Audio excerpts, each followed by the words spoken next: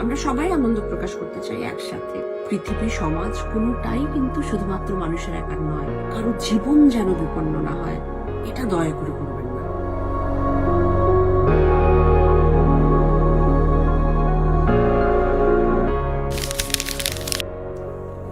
সবাইকে নতুন বছরে অনেক অনেক শুভেচ্ছা।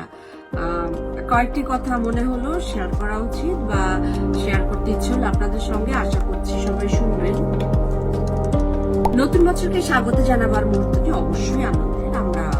আমরা সবাই আনন্দ প্রকাশ করতে চাই একসাথে, কিন্তু আমাদের এই আনন্দ যেন অন্যের মৃত্যুর কারণ না হয়।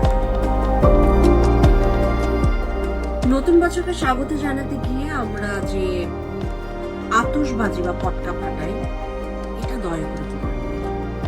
গত বছর এই আতশবাজির শব্দে কিন্তু শিশু উমায় ভয়ে কাঁপতে কাঁপতে মারা যায়। রাতের বেলা গাছে ঘুমিয়ে থাকা পাখিরা আতশবাজির বিকট শব্দে হাজাটা করে মারা যায়। রাস্তায় ঘুমোনো যে পথকুকুর বা বিড়াল, এমনকি আশেপাশে অনেক বন্যপ্রাণী, প্রচন্ড ভয়ে তারা ছুটোছুটি করে, অনেকে মারা যায়। অনেকের বাসায় অসুস্থ মানুষ থাকেন, তারা কষ্ট পান। মনে রাখবেন, পৃথিবী, সমাজ কোনোটাই কিন্তু শুধুমাত্র মানুষের একার নয়। যারা 31st উদযাপন করতে আতশবাজি বা ফানুস বা প্রস্তুতি নিচ্ছেন, আমি তাদেরকে বলছি, আপনারা প্লিজ দয়া করে এই কাজটি করবেন না। দয়া করে পরিমিত থাকুন।